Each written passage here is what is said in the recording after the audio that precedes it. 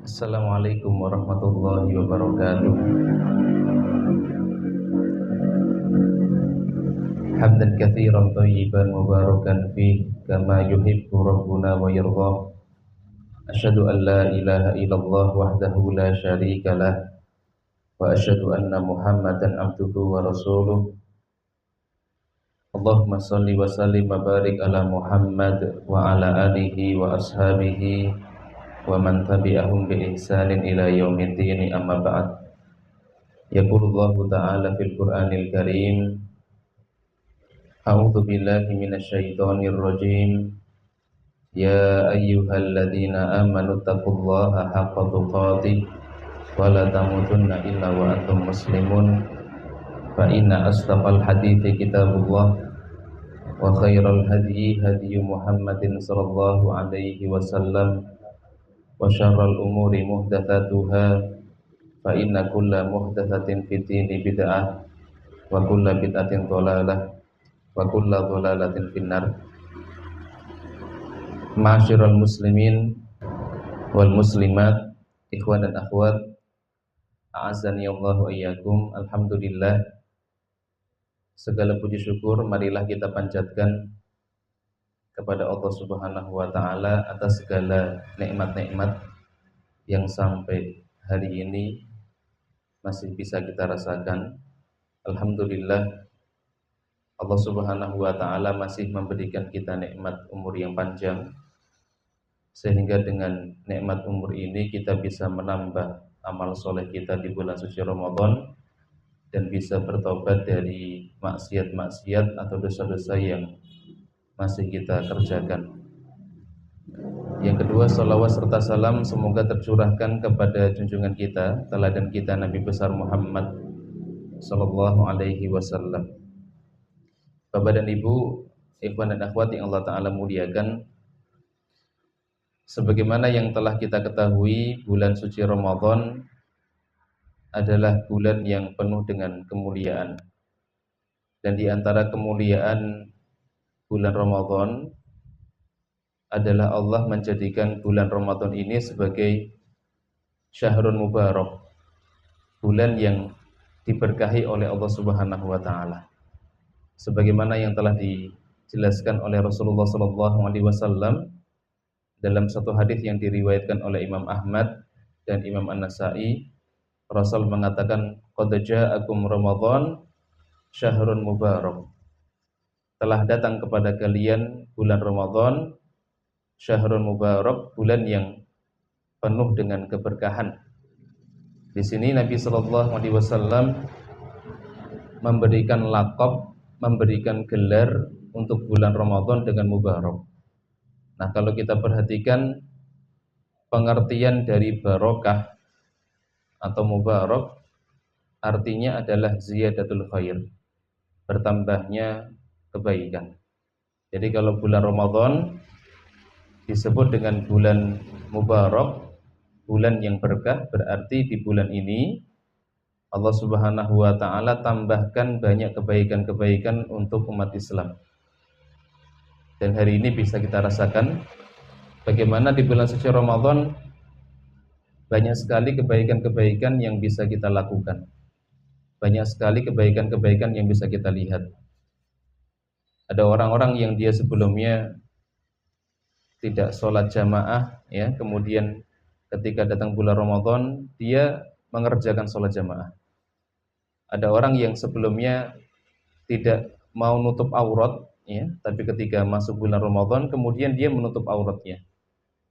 Ada orang-orang yang sebelumnya dia tidak mau berbakti sama orang tua, tidak mau bersedekah, kemudian ketika datang bulan suci Ramadan dia berubah menjadi orang yang bakti dengan orang tuanya, kemudian orang yang dermawan, orang yang bersedekah. Ini diantara contoh bagaimana Allah menjadikan bulan Ramadan itu sebagai bulan yang penuh dengan kebaikan-kebaikan. Nah, kemudian jamaah yang Allah Ta'ala muliakan, yang menjadi masalah adalah ada sebagian di antara saudara-saudara kita yang mengerjakan hal-hal di bulan suci Ramadan ini tanpa didasari dengan ilmu. Kemudian mereka menganggap hal itu adalah sebuah ibadah. Contohnya apa Ustaz? Contohnya ada sebagian di antara orang-orang yang menghabiskan bulan Ramadan ini untuk hal-hal yang sia-sia, untuk tidur-tiduran. Ya. Ada orang yang dia di bulan Ramadan dari pagi pada subuh dia habiskan waktunya untuk tidur sampai siang hari. Kemudian siang hari menjelang zuhur dia baru bangun. Setelah itu bangun, ya, kemudian mandi. Kalau sholat alhamdulillah, kadang nggak sholat. Ya. Lanjut tidur lagi sampai asar. Setelah itu bangun mandi. Kalau dia sholat alhamdulillah. Kadang nggak sholat kemudian dipakai buat nongkrong-nongkrong, buat ngabuburit, ya, kalau istilah sekarang ini seperti itu. Dengan beralasan apa? Dengan beralasan bahwa tidurnya orang yang berpuasa itu akan bernilai ibadah atau berpahala di sisi Allah Subhanahu wa taala. Tapi betul, ada sebuah riwayat yang menjelaskan bahwa tidurnya orang yang berpuasa itu bernilai ibadah. Rasulullah sallallahu alaihi wasallam menjelaskan dalam hadisnya, "Naumus shaim ibadatun wa sumtuhu tasbihun." Rasul mengatakan tidurnya orang yang berpuasa itu ibadah, kemudian diamnya itu adalah tasbih. Hadis ini diriwayatkan oleh Imam Al-Baihaqi. Tapi kalau kita perhatikan riwayat hadis ini atau perawi hadis ini di dalam meriwayatkan hadis yang diriwayatkan oleh Baihaqi ini ada satu perawi namanya Ma'ruf bin Hasan. Ma'ruf bin Hasan ini adalah orang yang dianggap dhaif, ya, atau orang yang lemah, sehingga derajat hadis ini adalah hadis yang dhaif, ya. Sehingga kita nggak bisa bersandar dengan hadis ini. Kalau kita berpuasa di bulan Ramadan, kita habiskan waktunya untuk tidur-tiduran, kemudian bisa bernilai ibadah di sisi Allah Subhanahu wa taala.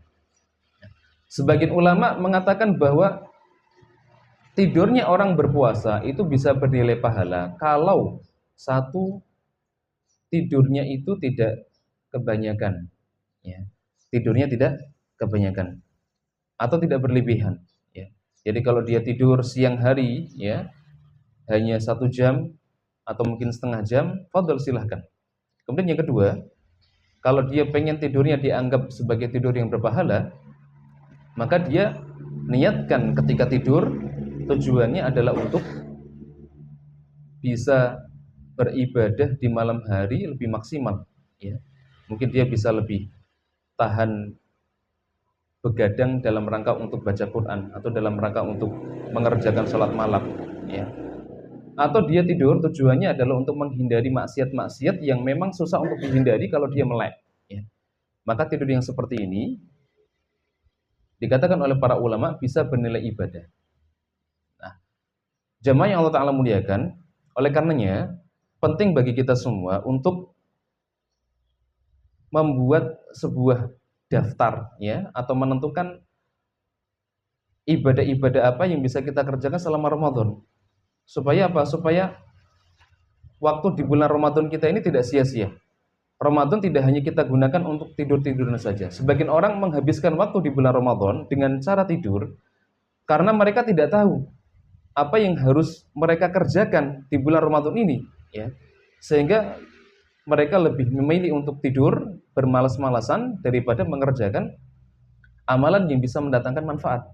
Padahal kalau kita melihat, ya, banyak sekali amalan-amalan yang bisa kita kerjakan dari bangun tidur sampai nanti mau tidur kembali.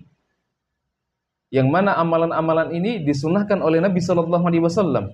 Kalau kita selama ini hanya mendengar sunnah-sunnah ketika di bulan Ramadan itu hanya 7 poin, 8 poin, atau mungkin 10 poin. Ternyata ada banyak sekali sunnah-sunnah, ada banyak sekali amalan-amalan yang bisa kita praktekkan dan itu semuanya bisa mendatangkan pahala.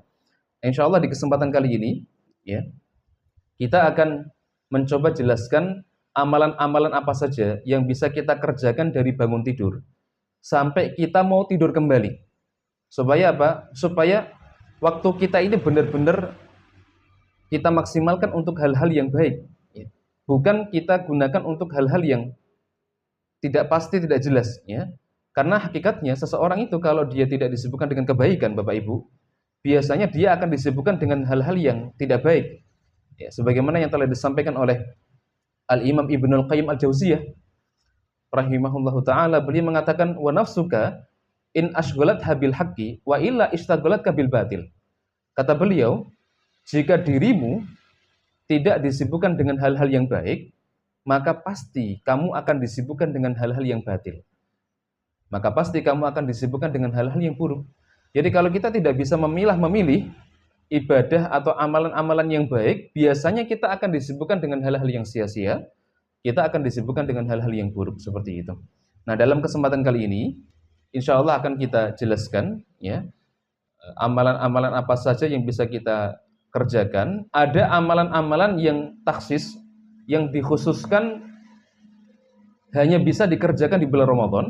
Kemudian ada ibadah-ibadah atau amalan-amalan yang sebenarnya secara umum ini bisa kita praktekkan sehari-hari, bukan hanya di bulan suci Ramadan. Nah, insya Allah penjelasan kami ini akan kita sampaikan ya, mengambil faedah dari apa yang ditulis oleh Ustadz kita ya, Ustadz Abdul Twasikal ya, di dalam buku beliau 24 jam di bulan suci Ramadan. Nah, di antara amalan yang bisa kita kerjakan, mulai dari bangun tidur dulu ya. Yang pertama, bangun tidur untuk makan sahur. Bangun tidur untuk makan sahur dengan segera berzikir, berwudu dan sholat. Bangun tidur untuk makan sahur dengan segera berzikir, berwudu dan sholat. Nah, ini amalan pertama yang bisa kita kerjakan ketika kita bangun tidur, Bapak Ibu. Jadi kalau kita bangun tidur, yang bisa kita amalkan, yang bisa kita kerjakan, satu, zikir.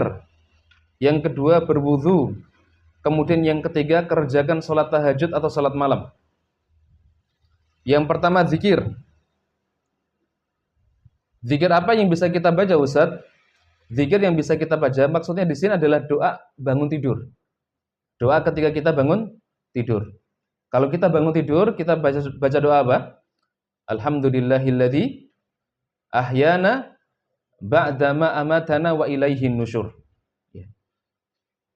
Setelah kita membaca doa atau membaca zikir bangun tidur, kemudian kita berwudu. Setelah berwudu, kemudian kerjakan sholat. Nah, kalau kita bisa mengamalkan ketiga hal ini, sebagaimana yang telah disampaikan oleh Nabi SAW, maka kita akan terlepas dari 3 ikatan setan. Nabi SAW dalam hadis yang diriwayatkan oleh Bukhari Muslim, Rasulullah SAW mengatakan, aqidah syaitanu ala qafiyati ra'si ahadikum idza huwa nama thalatha uqadin. Kata Rasulullah SAW, syaitan itu membuat 3 ikatan di tengkuk atau di leher bagian belakang pada salah seorang di antara kalian ketika tidur. Syaitan itu membuat 3 ikatan di tengkuk atau leher bagian belakang pada salah seorang di antara kalian ketika sedang tidur. Yadribu kulla uqdatin 'alaika lailun tawilun farqud. Kemudian Nabi SAW mengatakan di setiap ikatan, syaitan itu akan mengatakan kepada kita, Bapak Ibu. Jadi kalau kita mau bangun ini, syaitan itu akan berkata kepada kita, lailun tawilun farqud. Bu, Pak, malam masih panjang, tidur aja. Jangan bangun ya. Kemudian Rasul mengatakan fa inistaiqadha fadzakarallah in halat uqdatun. Kalau seseorang itu bangun, setelah itu dia membaca zikir, membaca doa alhamdulillahilladzi ahyana ba'dama amatana wa ilaihin nusyur, maka lepaslah 1 ikatan. Fa in tawaddaa in halat uqdatun.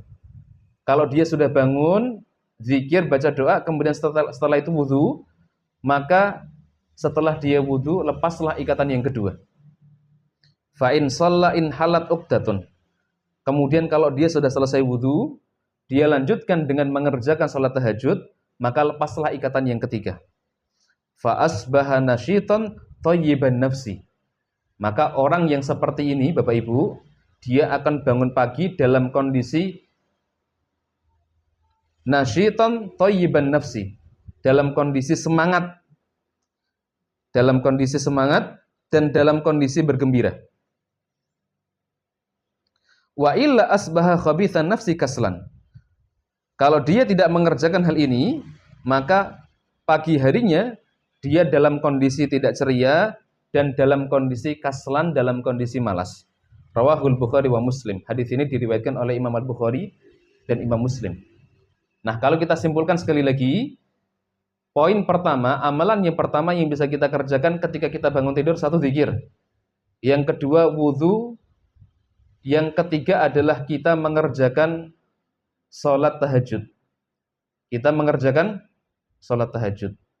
Nah, mungkin muncul pertanyaan di antara Bapak Ibu, Ustadz, kalau di bulan Ramadan ini, bukankah malam harinya kita sudah mengerjakan sholat tarawih, Ustadz? Kita sudah sholat tarawih, bagi bapak-bapak mungkin sholat tarawihnya di masjid, bagi ibu-ibu kemudian sholat tarawihnya di rumah, ya. Apakah kita masih boleh untuk mengerjakan sholat malam lagi? Tapi Bapak Ibu yang Allah Ta'ala muliakan, sholat malam menurut pendapat jumhurul ulama, mayoritas ulama, ini jumlahnya tidak terbatas. Jumlahnya tidak terbatas. Jadi tidak dibatasi sholat malam itu harus 11 rakaat, 13 rakaat, atau mungkin 23 rakaat. Bahkan di dalam mazhab Hanafi, sholat malam itu bisa sampai, atau sholat tarawih itu bisa sampai 36 rakaat. Ya.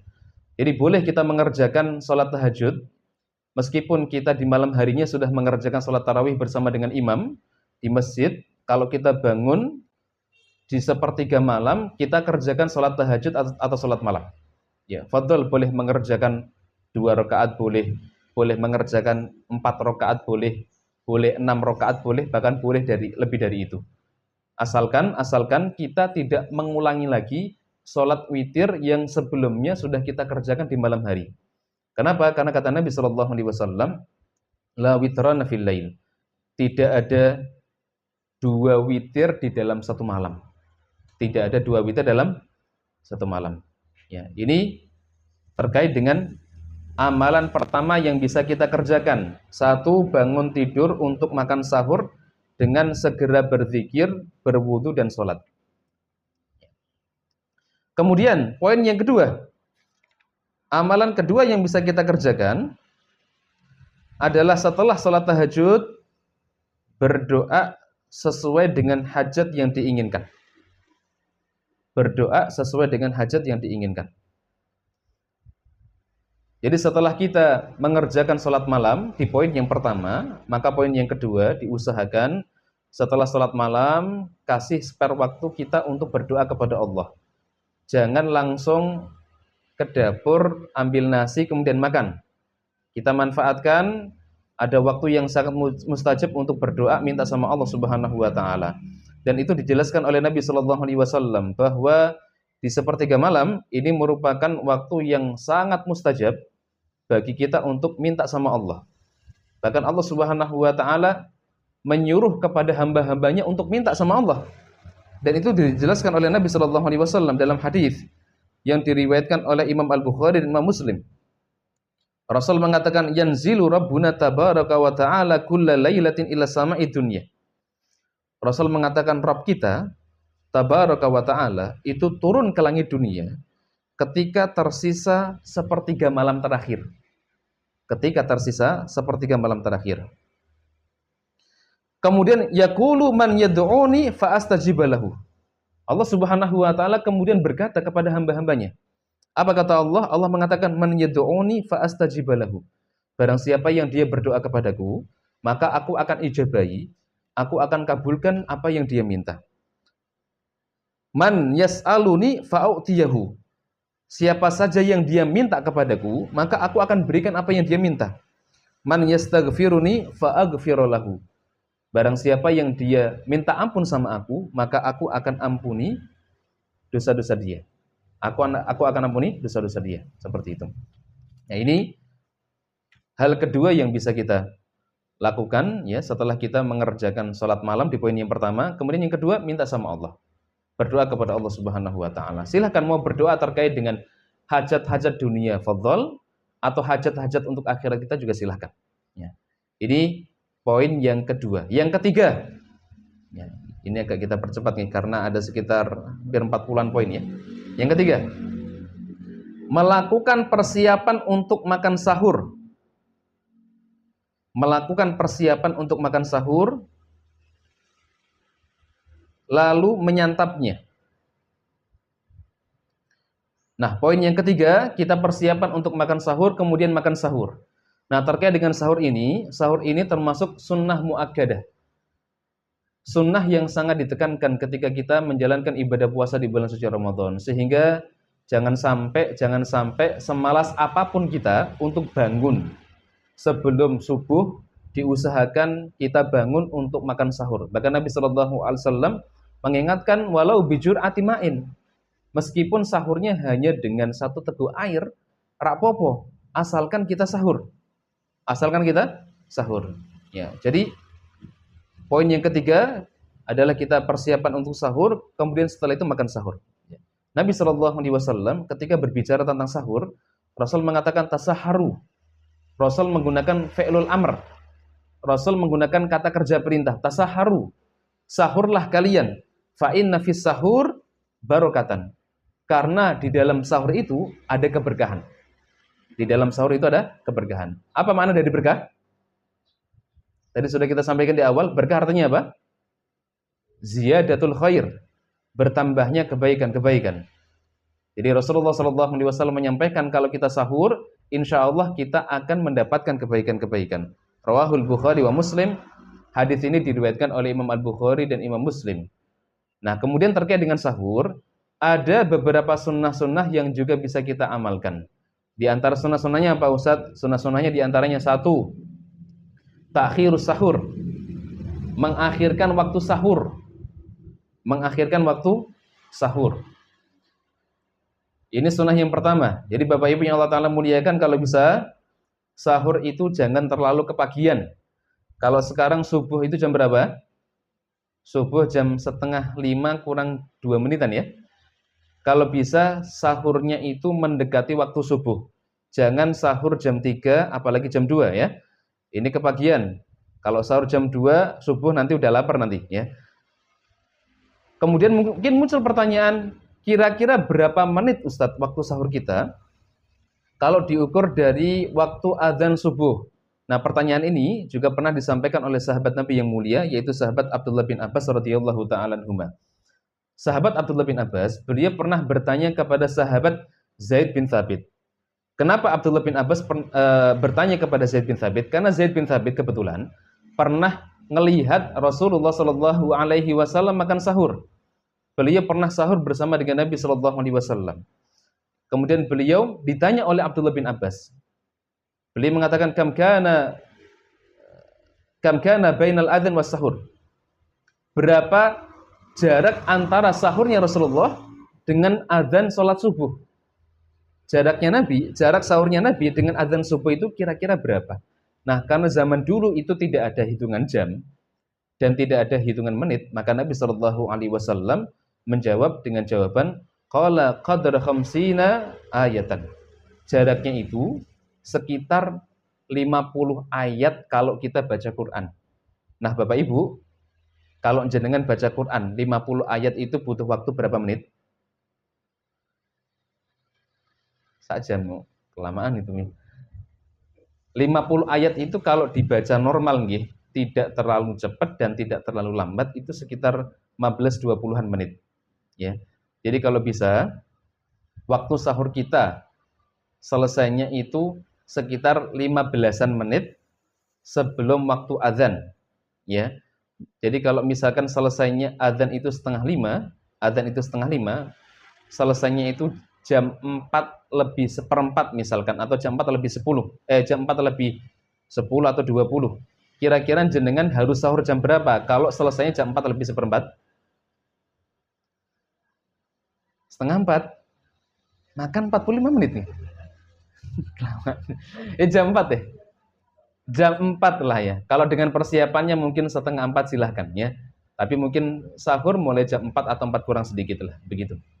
Ya. Jadi ini kurang lebih waktu sahur yang bisa kita amalkan, ya.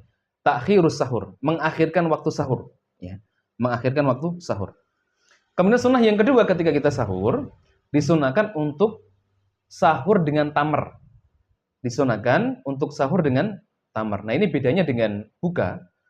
kalau buka atau iftar, kita disunahkan untuk mengawali dengan makan rutop. Rutop itu apa? Rutop itu kurma basah atau kurma muda. Nah, sedangkan tamar ini adalah kurma kering. Jadi di dalam hadis Nabi Shallallahu Alaihi Wasallam, Rasul mengatakan, "Ni'mas sahuril mu'min at-tamru." Sebaik-baik sahur untuk orang mukmin adalah at-tamr atau kurma kering. Rawahu Abu Dawud wa shahahahu Al-Albani. Hadis ini diriwayatkan oleh Abu Dawud dan disahihkan oleh Syekh Al-Albani. Jadi kalau bisa disiapkan bukan hanya sekedar nasi, tapi juga disiapkan tamar atau kurma, ya, plus air tentunya. Tapi jangan kemudian kita hanya sekedar mencukupkan diri dengan makan tamar atau makan kurma, gitu. Jadi kemarin saya sempat melihat ada postingan dari Ustaz Rayhanul Bahrain, ya. Jadi beliau mendapatkan aduan dari jamaah. Ya, jamaah ini menyampaikan, "Ustaz, saya sahur berusaha mengamalkan sunnah Nabi dengan memakan kurma saja. Kurma saja. Ternyata pagi hari saya sudah lapar," katanya. Dijawab sama beliau, "Betul, sahur dengan kurma itu bagian dari sunnah, tapi tetap disesuaikan dengan kondisi kita. Kalau kita terbiasa dengan makanan pokok nasi, ya sudah, sahurnya nasi dengan kurma. Bukan hanya dengan kurma saja kemudian kita tidak makan nasi. Karena di zaman Nabi Shallallahu Alaihi Wasallam, di sana makanan pokoknya itu adalah tamar. Jadi kurma itu juga menjadi makanan pokok. Makanya boleh zakat dengan zakat kurma. Ya, boleh zakat dengan zakat kurma. Karena memang kurma itu makanan pokok seperti itu.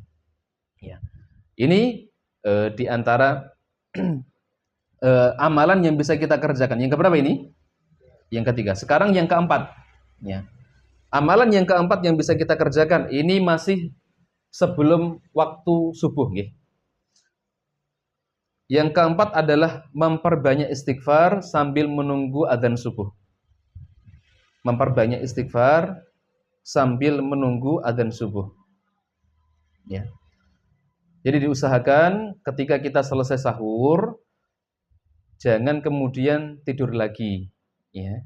Jangan tidur lagi. Kenapa? Karena kalau tidur lagi sangat rawan bablas, ya. Bagi bapak-bapak yang mungkin harusnya bisa sholat sunnah, setelah itu bisa sholat jamaah di masjid, tapi karena setelah sahur kemudian tidur dalam kondisi kenyang yang dikhawatirkan nanti bisa bablas kemudian tidak sholat jamaah di masjid, ya. Maka dipakai waktunya untuk zikir. Digunakan waktunya untuk zikir, termasuk diantaranya adalah dengan istighfar. Kenapa? Karena di dalam Al-Quranul Karim, Allah Subhanahu Wa Taala mengkhususkan dengan memerintahkan kita untuk memperbanyak istighfar di waktu sahur. Ya. Allah Subhanahu Wa Taala berfirman di dalam surat Adz-Dzariyat ayat ke-18. Ketika Allah Subhanahu Wa Taala menjelaskan tentang ciri-ciri orang yang bertakwa, di antaranya adalah Allah mengatakan wabil ashari hum yastaghfirun. Dan ketika waktu sahur atau di akhir malam, hum yastaghfirun, mereka memohon ampun, beristighfar kepada Allah Subhanahu wa taala. Ini di antara amalan yang bisa kita kerjakan yang keempat. Baca istighfar, astagfirullah, astagfirullah, astagfirullah, ya. Kemudian yang kelima, waktu makan sahur berakhir ketika adzan subuh atau berakhir ketika masuk waktu subuh, lebih tepatnya begitu. Waktu makan sahur berakhir ketika masuk waktu subuh.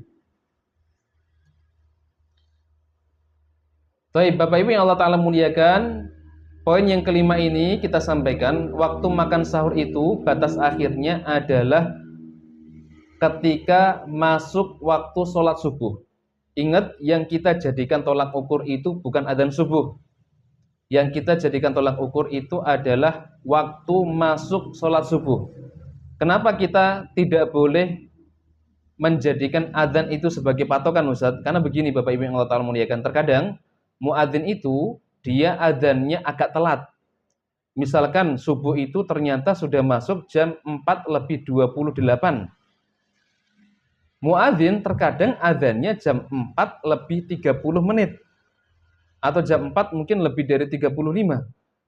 Sehingga kalau kita makan sahur patokannya ketika kita mendengar adzan subuh, kebetulan masjid di dekat rumah kita adzannya jam 4:35, ini bahaya nih, ya. Kenapa? Karena sudah masuk waktu subuh dari tadi. Ya. Subuh itu kalau sekarang jam 4 lebih berapa? Jam 4 lebih 28 nggih. Gitu nggih. Jadi sekali lagi jangan pakai patokan adzan, kecuali kalau adzannya tepat waktu silahkan. Ya, tapi yang kita jadikan patokan adalah kapan masuk waktu sholat subuh. Sekarang ini alhamdulillah kita dimudahkan, sudah ada jadwal waktu sholat, ya. Sholat subuh sudah ditentukan jadwalnya, zuhur sudah ada, asar sudah ada, maghrib sudah ada, semuanya sudah ada seperti itu. Nah, kemudian poin yang kelima tadi, ya, saya sampaikan, waktu sahur itu berakhir ketika masuk waktu subuh. Sehingga apa? Sehingga tidak boleh kalau sudah adzan subuh kita masih makan. Kalau sudah masuk waktu subuh kita masih makan, hukumnya tidak boleh. Dalilnya apa, Ustaz? Yang menjelaskan bahwa waktu subuh itu adalah waktu batas akhir kita makan. Dalilnya ada di dalam surat Al-Baqarah ayat ke-187. Nanti Bapak Ibu bisa baca, ya. Allah berfirman, "Wa kulu washrabu hatta yatabayyana lakumul khaytul abyadu minal khaytil aswadi minal fajr, tsumma atimmus siyama ilal lail." Kata Allah Subhanahu wa taala, dan makan minumlah kalian sehingga terang bagi kalian antara benang putih dari benang hitam, yaitu waktu fajar. Tsumma atimmus siyama ilal lail, kemudian sempurnakanlah puasa sampai datang waktu malam. Sempurnakanlah puasa sampai datang waktu malam. Dalam ayat ini Allah Subhanahu wa taala sangat jelas, ya, menyampaikan bahwa batas makan dan minum itu sampai masuk waktu fajar. Dan fajar di sini maksudnya adalah fajar shadiq, karena fajar itu ada dua macam. Yang pertama fajar kadzib, yang kedua ada fajar shadiq. Fajar kadzib artinya fajar palsu. Yang kedua ada fajar shadiq, artinya fajar yang sebenarnya. Bedanya apa, Ustaz? Kalau di dalam kitab Kifayatul Ahya dijelaskan, fajar kadzib itu adalah fajar yang dia bentuknya itu seperti ekor serigala, tidak merata. Kemudian nanti lama-kelamaan cahaya terang di ufuk timur ini lama-kelamaan akan menghilang. Beda dengan fajar shadiq. Dia muncul cahaya, muncul sinar, lama-kelamaan akan semakin terang dan terang, seperti itu. Nah, ini batas waktu kita makan dan minum. Sehingga nggak boleh kalau sudah terdengar adzan, kemudian kita masih makan atau masih minum. Termasuk kalau kita lagi makan, kemudian di mulut kita masih ada makanan, kemudian setelah itu terdengar adzan, maka kata Imam An-Nawawi, ya, di dalam kitab Al-Majmu' Syarhul Muhadzab, beliau menjelaskan makanan ini harus dibuang. Makanan ini harus dimuntahkan. Kenapa? Karena kalau tetap ditelan, kata beliau, maka puasanya akan batal. Thayyib, mungkin muncul pertanyaan, Ustaz, bukankah ada hadis Nabi sallallahu alaihi wasallam, Ustaz, yang membolehkan kita untuk terus makan ketika kita sudah terdengar adzan dan makanan kita belum habis? Betul Bapak Ibu yang Allah Ta'ala muliakan, memang ada hadis dari Nabi sallallahu alaihi wasallam yang disampaikan oleh sahabat Abu Hurairah radhiyallahu ta'ala anhu. Rasul mengatakan, "Idza sami'a ahadukum an-nida wal ina'u ala yadihi fala yadha'hu hatta yaqdhiya hajatahu minhu." Kata Nabi sallallahu alaihi wasallam, jika salah seorang di antara kalian mendengar suara adzan, sekali lagi, jika salah seorang di antara kalian mendengar suara adzan, sedangkan al-ina, bejana itu bisa piring, bisa gelas, itu masih ada di tangannya, fala yadha'hu, maka janganlah dia letakkan bejana itu hatta yaqdhiya hajatahu minhu, sampai dia menyelesaikan hajatnya, sampai dia menyelesaikan makannya atau minumnya. Ini benar ada hadis yang disampaikan oleh sahabat Abu Hurairah dari Rasulullah sallallahu alaihi wasallam. Sehingga membuat ada khilaf di antara para ulama. Sebagian ulama betul membolehkan kalau kita masih makan dan terdengar adzan, kita boleh melanjutkan. Tapi kalau kita mengacu dengan pendapatnya jumhurul ulama, mayoritas ulama berpendapat tidak boleh dilanjutkan. Kenapa? Karena ada alasannya. ada hujahnya. Hujahnya apa Ustaz? Hujahnya yang disampaikan oleh jumhur ulama, mayoritas ulama adalah begini Bapak Ibu yang Allah Ta'ala muliakan. Nabi Shallallahu Alaihi Wasallam tadi menyampaikan, kalau kalian mendengar adzan, kalian masih makan, silakan dilanjutkan makan kalian. Rasulullah menyampaikan itu. Kemudian dijawab oleh jumhur ulama bahwa muadzinnya Nabi itu ada 2 orang. Muadzinnya Nabi ada 2 orang. Yang pertama siapa? Yang pertama adalah Bilal bin Rabah. Yang kedua itu Abdullah bin Umi Maktum. Nah, Bilal bin Rabah, beliau mendapatkan amanah dari Nabi Shallallahu Alaihi Wasallam untuk adzan yang pertama, adzan sebelum subuh. Adzan ini biasanya dipakai untuk membangunkan orang-orang untuk mengerjakan sholat malam, sholat tahajud, sholat witir, atau mungkin sahur. Kemudian adzan yang kedua adalah adzan yang dikumandangkan oleh Abdullah bin Umi Maktum. Nah, adzan yang kedua ini adalah adzan ketika masuk waktu sholat subuh. Kata Nabi Shallallahu Alaihi Wasallam dalam hadis yang diriwayatkan oleh Imam Al-Bukhari dan Imam Muslim, Rasul mengatakan apa? Rasul mengatakan begini Bapak Ibu. Inna Bilalan yu'adzin bilailin. Bilal itu mengumandangkan adzan di waktu malam. Di waktu malam hari. Bilal itu mengumandangkan adzan di waktu malam hari. Maksudnya sebelum subuh. Fakulu washrabu hatta yu'adzin ibnu Ummi Maktum. Maka makan dan minumlah kalian sampai kalian mendengar azannya Abdullah bin Umi Maktum. Maka makan dan minumlah kalian sampai kalian mendengar azannya Abdullah bin Umi Maktum. Maksudnya apa? Kalau sudah mendengar azannya Abdullah bin Umi Maktum, ya sudah jangan makan lagi. Karena azannya Abdullah bin Umi Maktum itu azan subuh. Kalau kalian mendengar azannya Bilal, silakan dilanjutkan. Ya, masih boleh makan. Kenapa? Karena Bilal azannya itu sebelum masuk waktu sholat subuh. Ini jawaban dari jumhur ulama. Sehingga kalau kita pengen lebih ihtiyaton itu kehati-hatian. Dan kita pengen lebih selamat, yang lebih selamat adalah khuruju minal khilaf. Keluar dari khilaf para ulama. Maksudnya keluar dari khilaf para ulama bagaimana Ustaz? Begini. Kalau jenengan Bapak Ibu dengar suara adzan subuh masih makan dan minum, ada yang menentang boten? Ada yang mengatakan tidak boleh? Ada, jumhur ulama. Tapi kalau jenengan berhentinya sebelum terdengar adzan subuh, ada nggak yang menentang? Tidak ada. Ini yang disebut dengan khuruju minal khilaf. Keluar dari khilaf atau perselisihan para ulama. Begitu. Bisa dipahami ya? Ya, ini terkait dengan waktu sahur itu berakhir ketika masuk waktu sholat subuh. Yang keberapa ini? Yang keenam. Yang keenam, bagi yang berada dalam kondisi junub, maka segera mandi. Bagi yang berada dalam kondisi junub, maka segera mandi. Mandi wajib nggih. Masih dibolehkan mandi meskipun sudah masuk waktu subuh. Masih dibolehkan mandi meskipun sudah masuk waktu sholat subuh.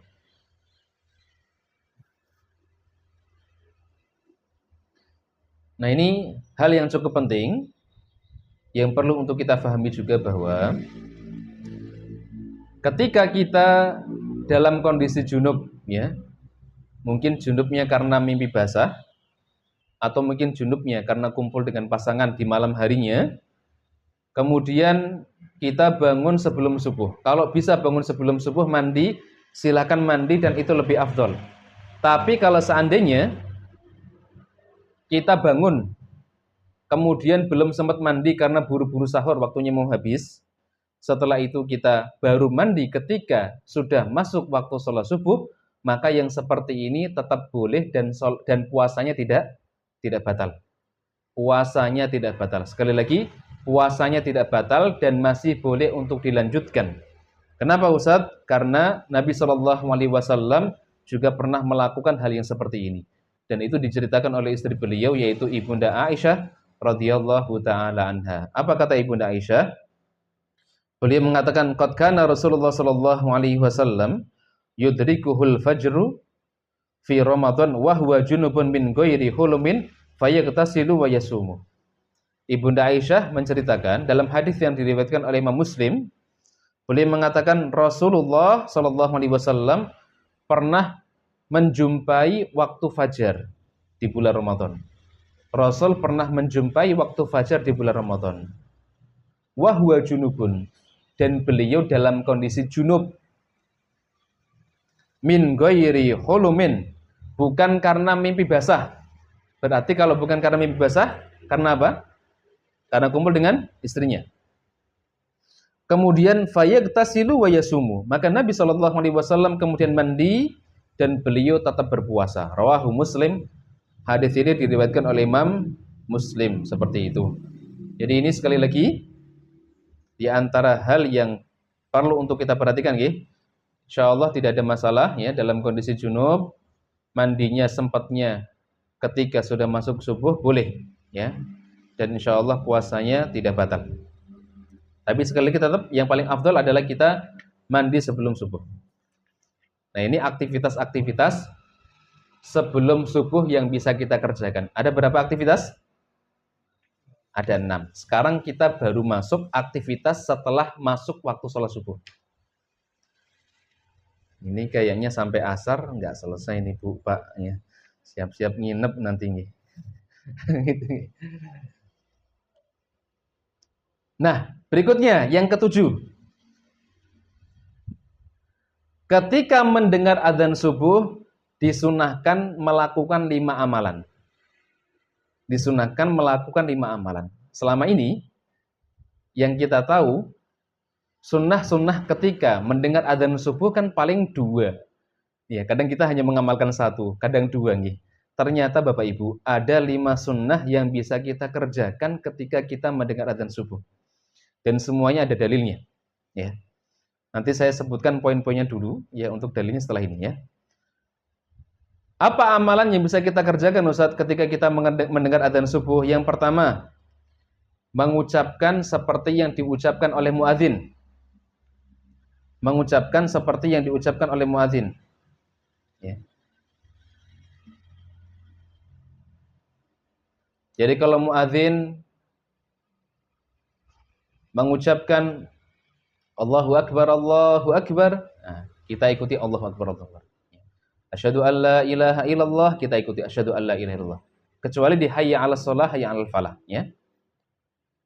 Ini sunnah yang pertama yang bisa kita amalkan. Yang kedua,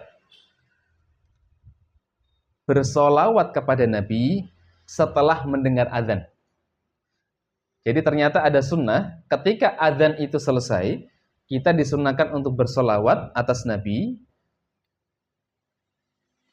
dengan mengucapkan contohnya apa? Allahumma sholli ala Muhammad misalkan, atau bahkan membaca salawat Ibrahimiyah. Allahumma sholli ala Muhammad wa ala ali Muhammad kama shallaita ala Ibrahim wa ala ali Ibrahim innaka Hamidum Majid. Wa barik ala Muhammad wa ala ali Muhammad sampai terakhir ya. Ini sunnah yang kedua. Nanti saya sampaikan dalilnya.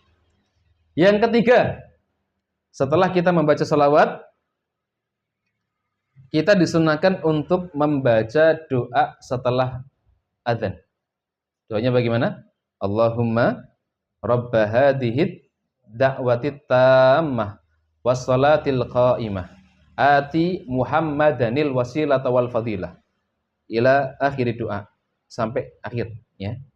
Insyaallah kalau yang ketiga ini semuanya sudah hafal karena sering mempraktikkan ya, yang ketiga. Yang keempat ini mungkin banyak yang kurang tahu, banyak yang tidak tahu ya. Yang keempat, sunnah yang keempat adalah kita membaca zikir. Zikirnya apa? Asyhadu an la ilaha illallah wahdahu la syarikalah wa asyhadu anna Muhammadan abduhu wa rasuluh. Raditu billahi rabba wa bi Muhammadin rasula wa bil islami dinah. Yang pertama mengucapkan syahadat la ilaha illallah Muhammadur Rasulullah ya. Asyhadu an la ilaha illallah wa asyhadu anna Muhammadan Rasulullah. Asyhadu an la ilaha illallah wahdahu la syarikalah wa asyhadu anna Muhammadan abduhu wa rasuluh. Setelah itu raditu billahi rabba wa bi Muhammadin rasula wa bil islami dinah. Hadis ini disampaikan oleh sahabat Nabi Sa'ad bin Abi Waqqas. Yang kelima, yang terakhir, sunnah yang kelima adalah berdoa sesuai dengan hajat-hajat kita. Berdoa sesuai dengan keinginan-keinginan kita. Silahkan. Ini termasuk di antara waktu yang sangat mustajab bagi kita untuk minta sama Allah, berdoa sama Allah. Kita boleh minta berkaitan dengan hal-hal akhirat kita atau hal-hal dunia kita, boleh. Ya.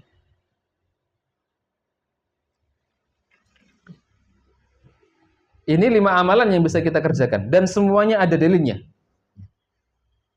Untuk poin 1 sampai poin ketiga, dalilnya ada hadis yang disampaikan oleh Abdullah bin Amr bin Al-As. Ini hadisnya cukup panjang ya, tapi diriwayatkan oleh Imam Muslim. Kemudian perintah untuk berdoa, Allahumma rabba hadhihi da'wati tammah wa sholatil qa'imah, sampai akhir, sampai selesai. Ini ada di dalam hadis yang diriwayatkan sahabat Jabir bin Abdullah. Diriwayatkan oleh Imam Al-Bukhari. Kemudian dalil terkait dengan poin keempat, sunnah untuk mengucapkan zikir asyhadu alla ilaha illallah wahdahu la syarikalah wa anna Muhammadan abduhu wa rasuluh raditu billahi rabba wa bi Muhammadin rasulah wa bil islami dina. Ini ada di hadis dari sahabat Sa'ad bin Abi Waqqas, diriwayatkan oleh Imam Muslim. Sahabat Sa'ad bin Abi Waqqas diriwayatkan oleh Imam Muslim. Ya. Ini dalil-dalil yang menjelaskan tentang kelima amalan tadi.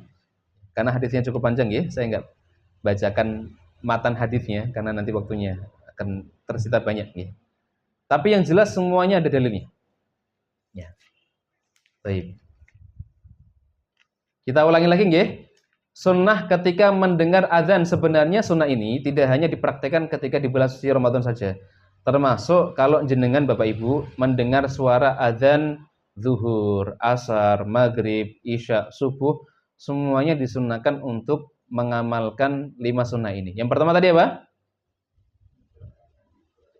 Mengucapkan seperti yang diucapkan muadzin. Yang kedua, bersalawat atas Nabi sallallahu alaihi wasallam. Yang ketiga, baca doa setelah adzan. Yang keempat, baca zikir ya, asyhadu alla ilaha illallah sampai seterusnya. Yang kelima, membaca doa sesuai dengan keinginan kita. Baik, ini amalan yang bisa dikerjakan ketika kita mendengar suara adzan subuh. Berikutnya, yang ke-8, melaksanakan salat sunnah qabliyah subuh sebanyak 2 rakaat. Melaksanakan salat sunnah qabliyah subuh sebanyak 2 rakaat. Nah, Bapak Ibu yang Allah Ta'ala muliakan, salat sunnah qabliyah subuh ini adalah salat sunnah yang paling diperhatikan Nabi Sallallahu Alaihi Wasallam. Salat sunnah rawatib yang paling diperhatikan Nabi. Sehingga Nabi Sallallahu Alaihi Wasallam beliau hampir tidak pernah meninggalkannya. Bahkan terkadang ketika Nabi Sallallahu Alaihi Wasallam dalam safar, safar itu kan kita boleh mengqashar gitu. Salat rubaiyah, salat 4 rakaat, salat zuhur itu bisa diqashar menjadi 2 rakaat. Ya. Subhanallahnya Rasulullah sallallahu alaihi wasallam terkadang beliau ketika sedang safar, beliau masih tetap mengamalkan atau mengerjakan salat sunnah qabliyah subuh. Ya. Ini menunjukkan bahwa beliau itu betul-betul perhatian dengan qabliyah subuh, dan itu dijelaskan oleh istri beliau Bunda Aisyah radhiyallahu taala anha. Beliau mengatakan lam yakunin nabiyyu sallallahu alaihi wasallam ala syai'in minan nawafil asyadda ta'ahudan minhu ala raq'ata al-fajr. Ala raq'ata al-fajr. Ibunda Aisyah mengatakan tidak ada salat sunnah yang Nabi sangat perhatian. Tidak ada salat sunnah yang Nabi sangat perhatian terhadapnya melebihi 2 rakaat qabliyah subuh. Melebihi 2 rakaat qabliyah subuh. Rawahul Bukhari wa Muslim. Hadis ini diriwayatkan oleh Imam Al-Bukhari dan Imam Muslim. Ya.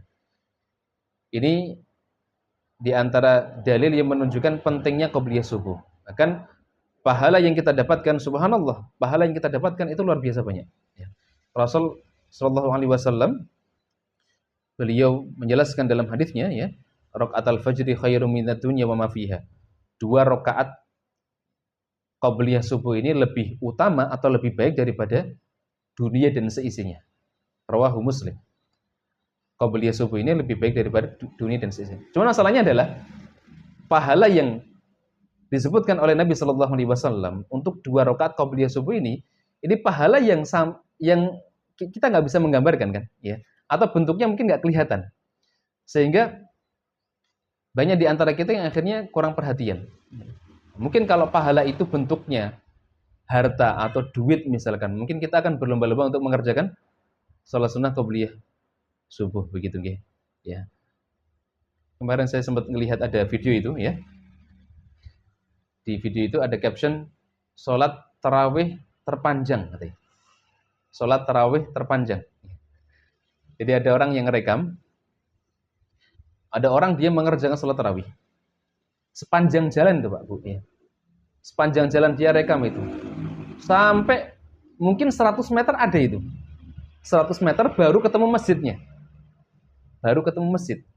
Ya. Panjang sekali itu. Nanti bisa dicari itu di Google itu, di YouTube itu ya. Ternyata di caption itu ditulis ya, kalau di malam itu ada orang kaya yang akan membagikan uang 50.000 bagi orang yang mau sholat tarawih di masjid itu. Iya, kalau nggak salah namanya Pak Haji Ismail atau siapa itu ya. Akhirnya yang sholat luar biasa, membludak ya. Sampai panjang sekali, mungkin 100 meteran itu ya. Saking panjangnya itu, nggak selesai videonya begitu. Itu baru dikasih uang 50.000, orang berbondong-bondong. Coba kalau seandainya bentuk pahala yang Allah tawarkan, yang Allah berikan untuk orang yang mengerjakan qabliyah subuh, itu bentuknya benar-benar, nek dunia ini Pak Bu, diuangkan itu berapa triliun coba. Ya, mungkin orang ya sudah standby jam 2 pagi sudah standby itu ya di masjid itu ya. Subhanallah ya. Jadi kita jaga salat qabliyah subuh. Secara umum, salat sunnah rawatib kita jaga semuanya. Salat sunnah rawatib itu apa? Salat sunnah yang mengiringi salat fardu atau salat wajib, ada qabliyah dan ba'diyah. Kalau bisa kita jaga. Kenapa? Karena Rasulullah SAW memberikan kabar gembira kepada orang-orang yang dia bisa istiqomah untuk mengerjakan salat sunnah rawatib 12 rakaat. Nabi SAW dalam satu hadis beliau mengatakan, man shalla ithnata asyar raka'atan fi yaumin wa lailatin banallahu lahu bihinna baitan fil jannah. Rasul mengatakan barang siapa yang dia bisa ngerjakan salat sunnah rawatib 12 rakaat sehari semalam.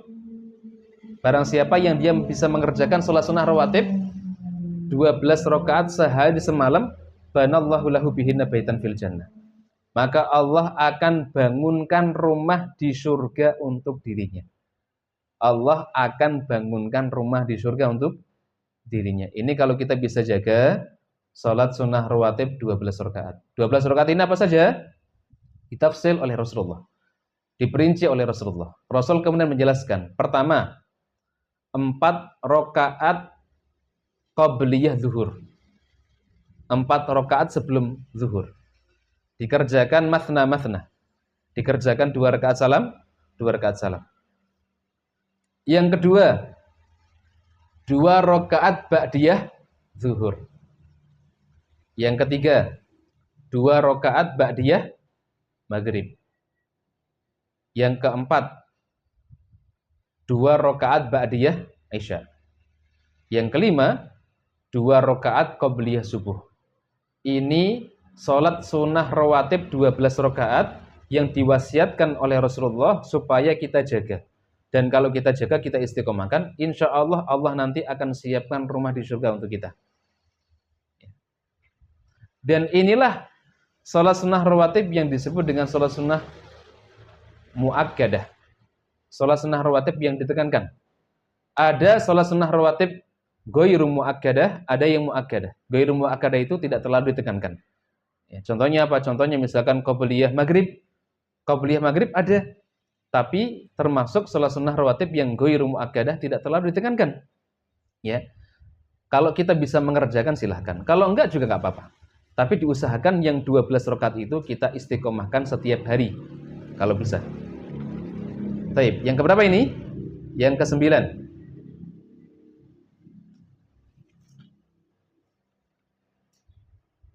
Yang ke-9, melaksanakan sholat subuh berjamaah di masjid bagi laki-laki. melaksanakan sholat subuh berjamaah di masjid bagi laki-laki dan berusaha mendapatkan takbir yang pertama bersama dengan imam. Berusaha mendapatkan takbir yang pertama bersama dengan imam. Sedangkan bagi wanita, sholat yang terbaik itu di rumah. Nah, poin yang ke-9 ini, setelah kita mengerjakan sholat sunnah qabliyah subuh, kalau bisa dikerjakan di rumah, kerjakan di rumah. Kenapa? Karena sholat sunnah rawatib itu, afdolnya, ahsannya, baiknya itu dikerjakan di rumah. Kalau bisa. Kalau tidak bisa, boleh dikerjakan di masjid. Ya. Nah, setelah kita mengerjakan sholat sunnah qabliyah, kemudian kita menuju ke masjid untuk mengerjakan sholat subuh. Datang ke masjid diawali dengan tahiyatul masjid. Setelah itu, iqamah, kerjakan sholat subuh berjamaah. Bagi laki-laki. Ya. Kalau bisa, jangan terlewat takbir pertama bersama dengan imam. Seperti itu. Ya. Dan tentunya, sholat berjamaah ini lebih afdol dibandingkan dengan sholat sendirian. Nabi SAW mengatakan salatul jamaah afdal min salatil fadhi bi 27 darajah. Rawahu Al-Bukhari wa Muslim. Salat berjamaah itu lebih afdal, lebih utama dibandingkan dengan salat sendirian, pahalanya 27:1. Lebih utama 27 derajat dibandingkan dengan salat sendirian, ya. Nah, kemudian bagi ibu-ibu bagaimana Ustaz? Ibu-ibu tetap salat yang paling afdal itu di rumah, ya. Salat yang paling afdal itu di rumah. Bahkan ada satu hadis yang menjelaskan semakin sempit tempat salatnya ibu-ibu itu semakin afdal. Maksudnya apa Ustaz? Jadi salat di kamar itu lebih utama dibandingkan dengan salat di ruang tamu, ya. Makanya Nabi SAW beliau mengatakan khairu masajidin nisa qa'ru buyutihinna. Sebaik-baik masjid bagi para wanita adalah bagian dalam rumahnya. Bagian dalam rumahnya. Jadi perempuan tetap lebih afdal salatnya di rumah. Tapi kalau seandainya ada ibu-ibu yang minta izin kepada suaminya untuk mengerjakan salat subuh di masjid, dan jika suaminya mengizinkan, kemudian tidak menimbulkan fitnah, fadhal silakan. Ya, boleh.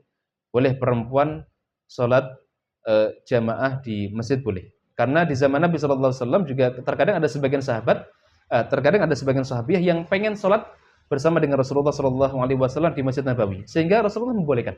Ya. Rasulullah membolehkan. Ya. Begitu, ya. Ini poin yang keberapa? Poin yang ke-9. Ya. Sholat subuh berjamaah bagi laki-laki di masjid. Nah, kemudian selanjutnya poin yang ke-10. Poin yang ke-10. Setelah melaksanakan sholat subuh, berdiam diri di masjid untuk zikir. Setelah melaksanakan sholat subuh, berdiam diri di masjid untuk zikir. Membaca Al-Quran. Dan zikir-zikir yang lain. Zikir-zikir yang lain itu contohnya zikir pagi dan petang, ya. Jadi setelah sholat subuh, zikir ba'da sholat, baca Al-Quran atau membaca zikir pagi dan petang.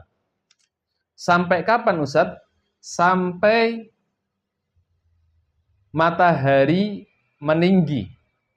Kira-kira 15 menit setelah matahari terbit. Sampai matahari meninggi, kira-kira 15 menit setelah matahari terbit.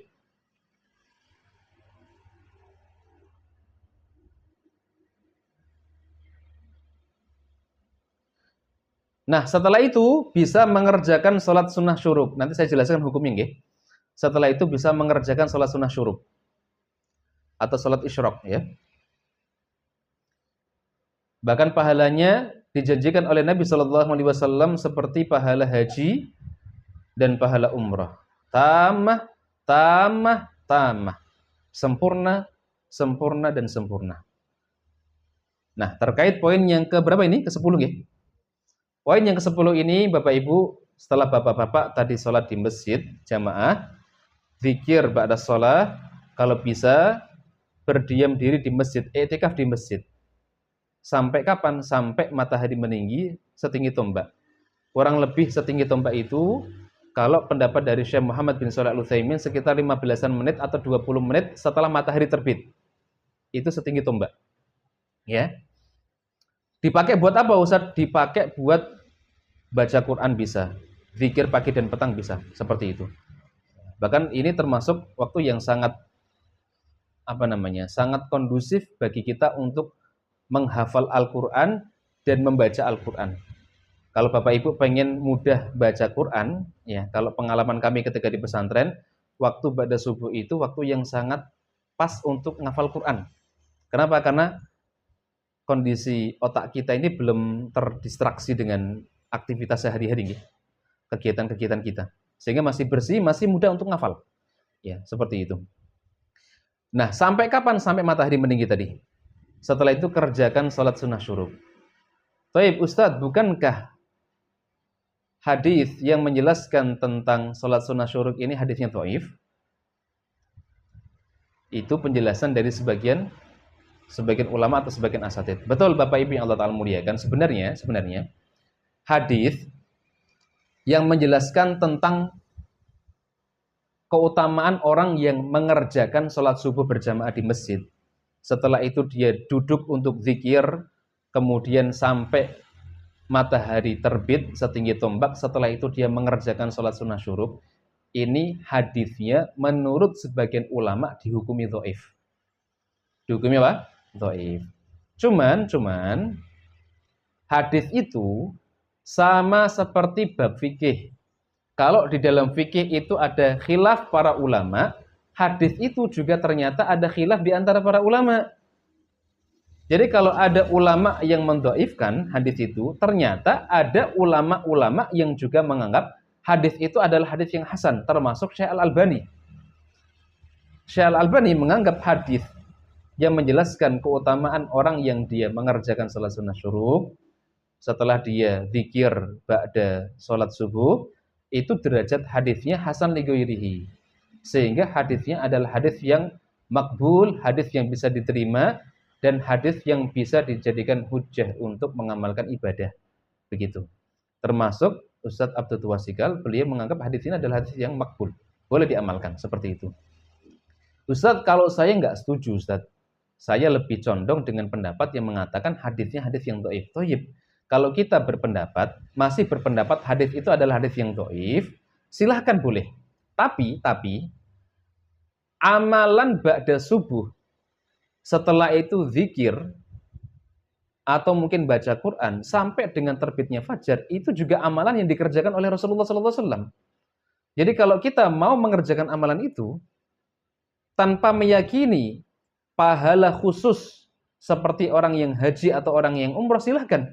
Karena kita meyakini hadisnya dhaif, saya nggak mau meyakini hadis itu, Ustaz.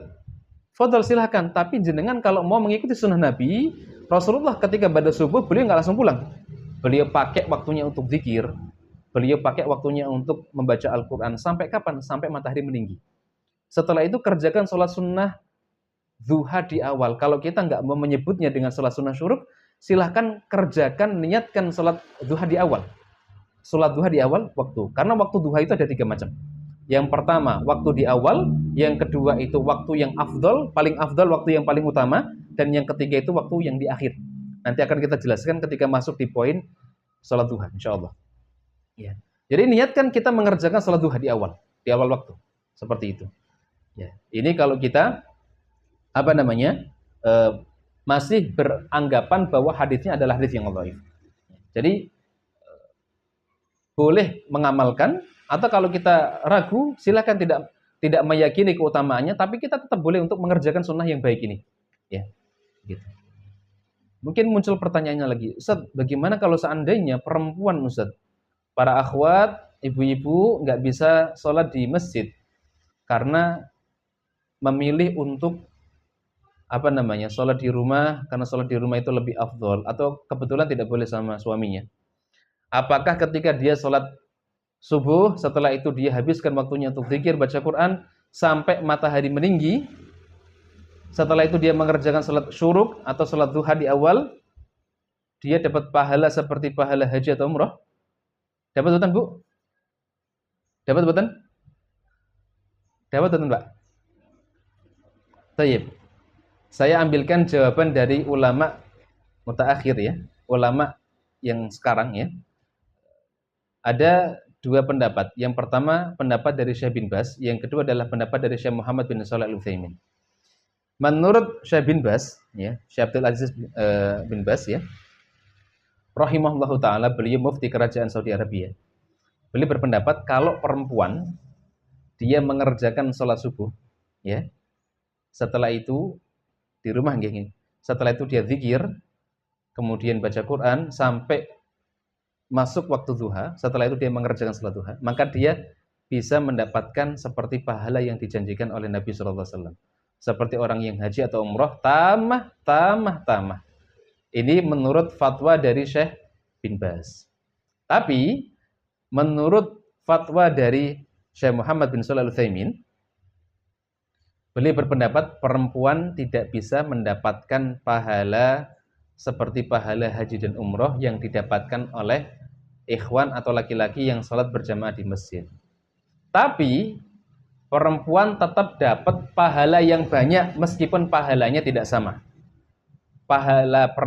Perempuan akan tetap dapat pahala yang banyak meskipun pahalanya tidak sama seperti pahala haji dan umroh. Ini menurut pendapat atau fatwa dari Syekh Muhammad bin Shalih Al-Utsaimin, seperti itu.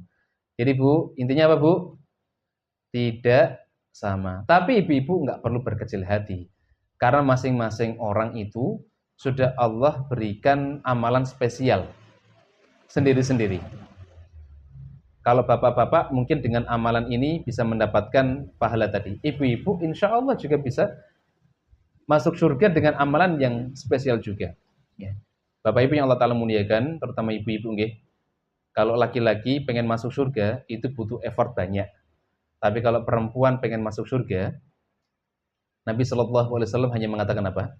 Idza shallatil mar'ah khamsaha wa shamat syahraha wa ata'az zaujaha wa hafadat farjaha qila laha udkhuli al-jannah min ayyi abwabil jannati masyi'ti. Ibu-ibu kalau pengen masuk surga, Rasul hanya mengatakan begini, kalau perempuan itu bisa menjaga sholat 5 waktunya, berpuasa di bulan Ramadan, setelah itu dia taat sama suami, menjaga kemaluannya, qila laha, akan dikatakan kepada para perempuan, para istri, udkhuli al-jannah, Bu, silahkan jenengan masuk ke dalam surga. Min ayyi abwabil jannati masyi'ti, dari pintu surga mana saja yang jenengan mau, Bu. Dan ini amalan yang tidak bisa dikerjakan laki-laki. Laki-laki kalau ngerjakan ini nggak bisa. Ya. Jadi kalau saya boleh simpulkan, ibu-ibu, yang penting jenengan jaga, pertama jaga haknya Allah, yang kedua jaga haknya suami. Yang pertama haknya Allah apa? Haknya Allah adalah Allah dijaga tadi apa? Sholat 5 waktunya. Kemudian puasa di bulan Ramadan. Ustaz, zakatnya mana Ustaz?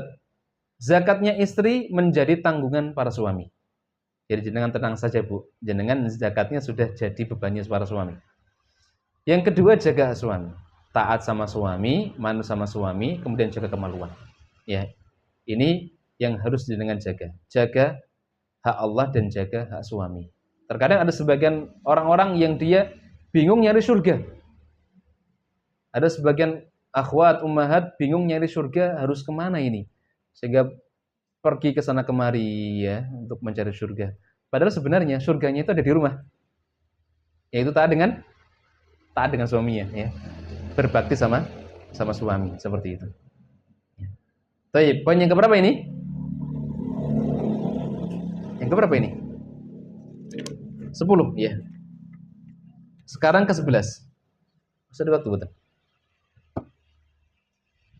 Sampai jam berapa, Ustaz? Masih ada waktu. Yang ke-11, aktivitas setelah terbit aktivitas setelah terbit fajar subuh. Berarti ini aktivitas setelah subuh, nggih. Ada beberapa tambahan. aktivitas setelah fajar subuh atau fajar shadiq. Apa aktivitasnya? Ini lebih lebih ke masalah puasa, ya.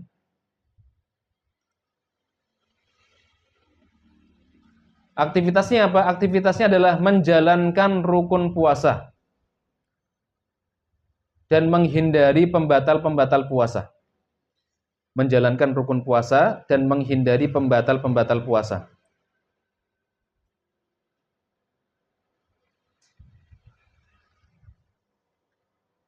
Menjalankan rukun puasa dan menjauhi pembatal-pembatal puasa. Jadi setelah subuh atau setelah masuk waktu subuh, kerjakan rukun puasa. Perhatikan rukun puasa. Rukun puasa itu kalau di dalam kitab fikih Muyasar ada dua macam. Yang pertama niat, yang kedua menahan diri dari pembatal-pembatal puasa mulai dari terbitnya fajar sampai tenggelamnya matahari. Yang pertama niat, yang kedua menahan diri dari pembatal-pembatal puasa mulai dari terbitnya fajar sampai tenggelamnya matahari. Kalau niatnya ini wajib dilakukan atau dilaksanakan sebelum masuk waktu fajar. Ingat nggih? Niat puasa Ramadan itu harus dilakukan sebelum fajar subuh, sebelum masuk waktu sholat subuh.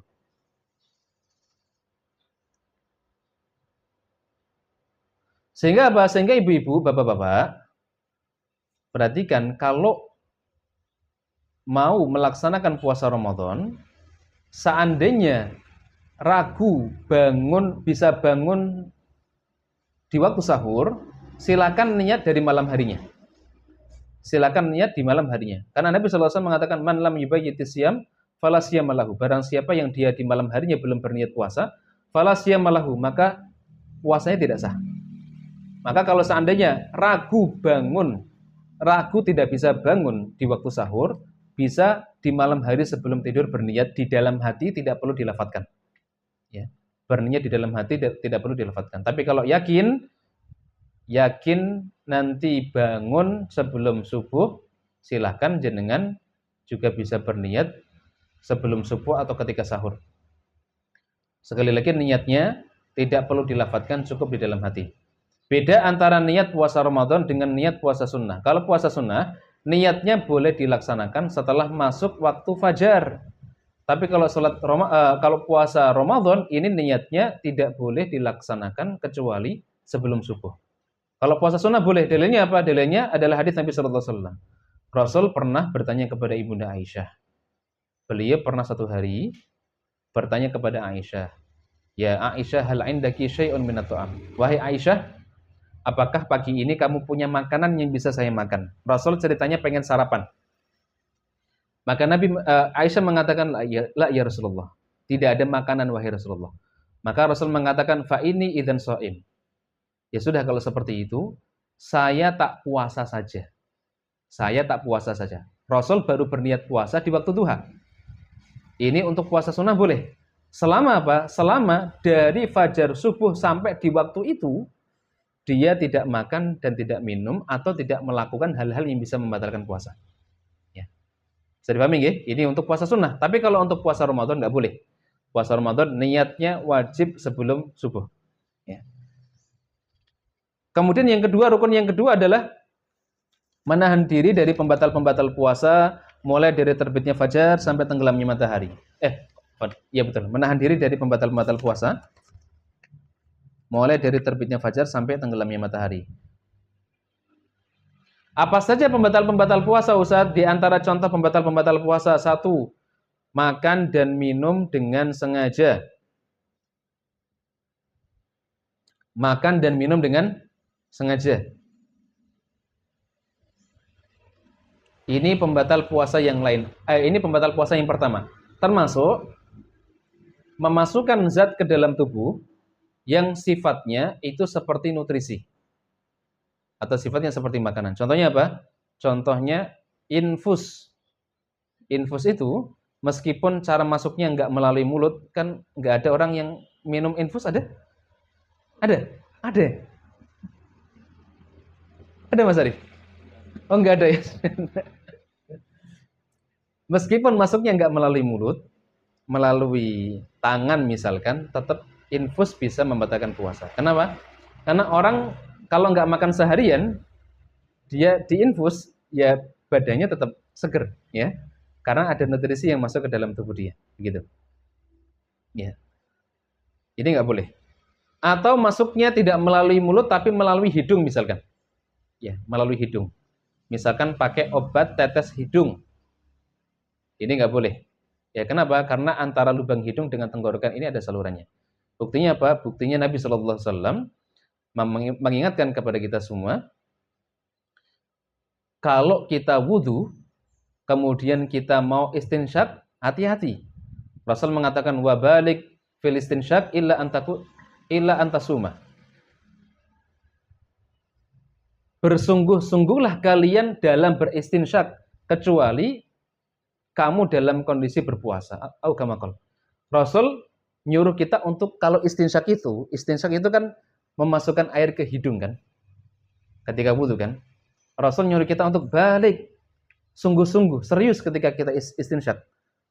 Illa antakuna shaiman, kecuali kamu dalam kondisi puasa. Kalau kamu dalam kondisi puasa, hati-hati. Istinsyaknya hati-hati. Kalau ragu ya jangan. Kenapa? Karena antara lubang hidung dengan tenggorokan ini ada salurannya, begitu. Ya. Jadi makan, minum dengan sengaja. Kalau tidak sengaja berarti boleh dan puasanya tetap sah. Ya. Kalau tidak sengaja berarti puasanya tetap sah.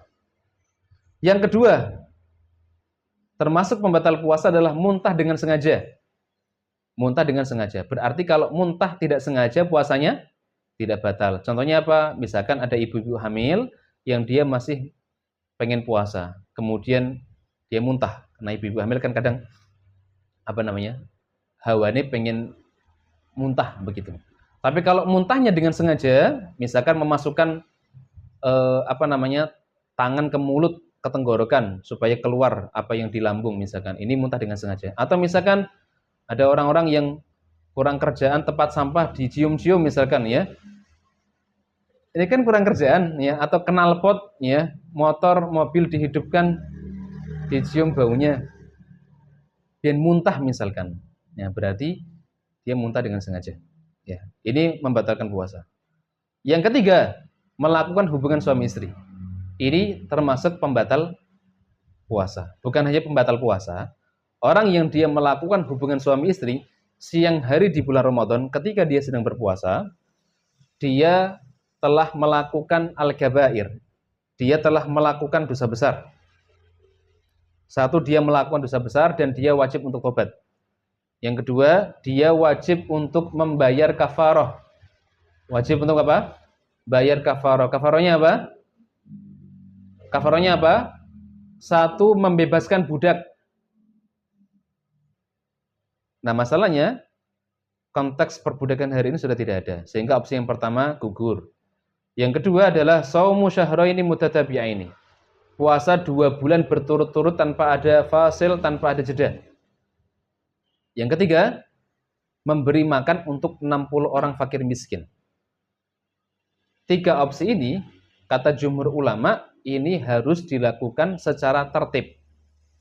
Poin pertama dulu dikerjakan, kalau nggak bisa poin kedua, kalau nggak bisa baru poin yang ketiga. Nggak bisa milih. Misalkan, Ustadz saya pengen milih yang gampang aja, Ustadz saya pengen milih poin yang ketiga. Ngasih makan untuk 60 orang fakir miskin, nggak bisa. Begitu. Ya. Dalilnya apa? Dalilnya adalah hadis Nabi Sallallahu Alaihi Wasallam. Di zaman Nabi Sallallahu Alaihi Wasallam pernah ada seorang laki-laki yang dia usianya sudah agak sepuh, kemudian dia mendatangi Rasulullah. Laki-laki ini mengatakan, ya Rasulullah, halaktu ya Rasulullah. Rasul, celaka aku, binasa aku. Maka Nabi kemudian bertanya, ma halakaka? Apa yang membuat kamu binasa? Laki-laki ini kemudian menceritakan kepada Nabi, waqa'tu imra'ati fi syahri Ramadan wa ana shaim. Au kama qala. Rasul, saya kumpul dengan istri saya siang hari di bulan Ramadan dalam kondisi saya berpuasa. Maka Rasul mengatakan, hal tastati an tu'tik raqabatan? Apakah kamu mampu untuk membebaskan seorang budak? Kata laki-laki ini, qala la astati. Saya enggak mampu, ya Rasulullah. Maka Rasul mengatakan, hal tastati an tasuma syahraini mutatabi'aini? Apakah kamu mampu untuk menjalankan puasa selama 2 bulan berturut-turut? karena dia sudah mungkin sepuh ya. Laki-laki mengatakan qala la astati. Saya enggak mampu ya Rasulullah. Maka Rasulullah mengatakan hal tastati an tut'im sittina miskinan? Apakah kamu mampu ngasih makan untuk 60 orang fakir miskin? Qala la astati. Saya enggak mampu wahai Rasulullah. Famakatha Nabi sallallahu alaihi wasallam, maka Rasulullah kemudian terdiam. Setelah itu tidak berselang lama datang seorang laki-laki bawa sekepok kurma. Diberikan kepada Nabi sallallahu alaihi wasallam. Maka Nabi kemudian mengatakan aina sa'il? Tadi yang tanya mana? Yang bertanya tadi mana? Ana ya Rasulullah. Saya tadi yang bertanya ya Rasulullah. Maka Nabi mengatakan, silahkan, ini disedekahkan untuk orang-orang fakir di wilayahmu, daerahmu. Kemudian laki-laki ini bertanya kepada Rasulullah, ya Rasulullah, apakah kurma ini diberikan kepada orang yang lebih miskin dari saya? Iya, silahkan diberikan kepada orang yang lebih miskin daripada kamu. Maka laki-laki ini mengatakan, Rasul, di wilayah ini, yang paling miskin, yang paling melarat, saya ya Rasulullah. Maka Rasulullah kemudian tertawa, sampai terlihat gigi taringnya. Kemudian sudah, ini kurma sedekah buat keluargamu saja, sudah ya. Jadi dia yang berbuat maksiat, dia yang dapat sedekah dari Rasulullah sallallahu alaihi wasallam. Ya. Jadi kewajibannya ala tertib ya. Gitu. Dan ini hati-hati ya, karena terkadang mungkin bagi bapak-bapak yang nggak paham, mungkin ibu-ibu ya, suami yang mungkin nggak tahu diingatkan, atau bapak-bapak barangkali istrinya nggak tahu diingatkan, ya seperti itu. Ustaz, kalau kondisinya ternyata si istri dipaksa bagaimana Ustaz? Kalau si istri dipaksa, ya, karena sempat ada pertanyaan itu di seorang jamaah, ya, apa namanya, suaminya, ya, kalau ada seorang suami dia pulang dari apa namanya luar kota, kemudian atau pulang dari kerja, ya, kemudian dia pulang ke rumah, kemudian maksa istrinya untuk ngajak kumpul, ya, ini bagaimana sikap si istri Ustaz? Ya. Nah, kemudian kita sampaikan ya, sebagaimana yang disebutkan di dalam kitab Sahih Fikih Sunnah ya, bahwa kalau seandainya istrinya mampu untuk mencegah, silakan dicegah. Kalau tidak mampu dan justru ketika melawan ada madharat yang lebih besar, maka si istri tidak berdosa. Si istri tidak berdosa, yang berdosa suami. Kemudian si suami wajib untuk membayar kafarah, sedangkan istri tidak wajib untuk membayar kafarah, hanya saja puasanya istri tetap batal dan dia wajib untuk qadha. Dia wajib untuk mengganti puasa di luar bulan suci Ramadan. Ini pembatal puasa yang ketiga. Yang keempat, mengeluarkan air mani dengan sengaja, namanya istimna, ya. Jadi mengeluarkan air mani dengan sengaja. Kalau tidak sengaja nggak batal. Contohnya apa? Contohnya orang yang tidur siang, kemudian dia mimpi basah. Maka puasanya tidak batal. Dia mandi wajib, mandi junub. Yang kelima, maaf. Datang bulan atau haid dan nifas. Datang bulan dan nifas. Ini termasuk pembatal puasa. Bahkan orang yang dia haid atau nifas, bukan hanya puasanya batal, tapi haram hukumnya untuk berpuasa. Jadi perempuan yang haid itu tidak boleh berpuasa, haram hukumnya. Dan dia wajib untuk mengganti puasanya di hari-hari yang lain di luar bulan suci Ramadan. Ya. Yang terakhir, di antara pembatal puasa ada gila dan murtad atau keluar dari agama Islam. Jadi Bapak Ibu yang Allah Ta'ala muliakan, sementara sampai di sini dulu ya. Sudah jam 11 ya. Mohon maaf, baru sampai poin ke berapa? 11. Poin ke-11 ya.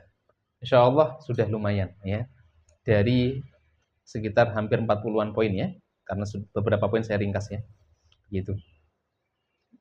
Masih ada waktu untuk tanya jawab? Masih ada. Barangkali ada yang mau didiskusikan, Bapak Ibu, jika saya bisa jawab, saya jawab. Kalau tidak bisa, mungkin jadi PR buat saya. Barakallahu fikum. Silakan jika ada pertanyaan.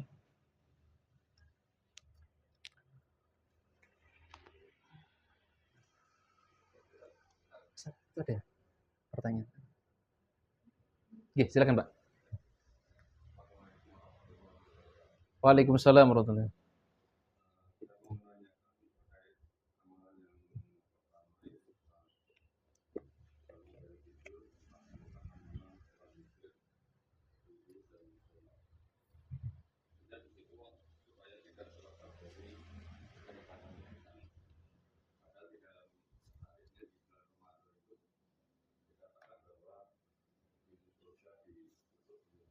Iya.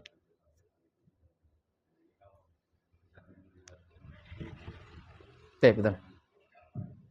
Oke, bismillah ya. Ini pertanyaan bagus ini ya. Terkait dengan amalan yang pertama, ketika kita tidur, setan itu akan mengikat tengkok kita dengan 3 ikatan. Bukankah di bulan Ramadan telah dijelaskan tughallu fihi syayatin. Setan-setan itu dibelenggu atau diikat oleh Allah Subhanahu wa taala. Gitu nggih. Pertanyaannya apakah tadi ketika kita tidur masih ada setan yang ngikat kita kan gitu. Iya, bagus ini pertanyaannya, Pak. Baik. Bapak Ibu yang Allah taala muliakan, terkait dengan hadis dari Nabi sallallahu alaihi wasallam yang menjelaskan bahwa di bulan Ramadan ini setan itu dibelenggu atau diikat oleh Allah. Ya. Dan pertanyaan ini, hal ini terkadang memunculkan pertanyaan juga. Kenapa? Kalau setan itu diikat oleh Allah Ta'ala, masih ada maksiat yang terjadi di bulan suci Ramadan. Di bulan Ramadan masih ada orang yang maling? Masih ada. Masih ada orang yang nggak puasa? Ada. Ada orang yang nggak menutup aurat? Masih ada. Kenapa masih ada maksiat? Bukankah setan itu sudah dibelenggu oleh Allah Ta'ala? Tapi di sini ada beberapa penjelasan yang disampaikan oleh para ulama. Penjelasan yang pertama, satu. Ya, yang pertama, maksiat itu faktornya bukan hanya setan. Maksiat itu faktornya bukan hanya setan. Jadi kalau ada orang yang dia bermaksiat, betul, setan itu menjadi salah satu faktor orang itu melakukan pelanggaran syariat. Tapi ada orang-orang yang dia ketika bermaksiat kepada Allah, nggak perlu diajak sama setan. Tidak perlu diganggu sama setan, tidak perlu dikompor-kompori sama setan. Kenapa? Karena ada orang yang melakukan kemaksiatan karena memang dikuasai sama nafsunya. Dikuasai sama nafsunya. Maksiat itu Bapak Ibu bisa terjadi karena nafsu kita yang jelek. Ibarat kata beginilah Pak Bu, saya berikan gambaran. Kalau kita punya anak, ketika anak kita masih kecil, untuk ke masjid, ibu-ibu, bapak-bapak kan sering, ayo ke masjid nih, gitu kan?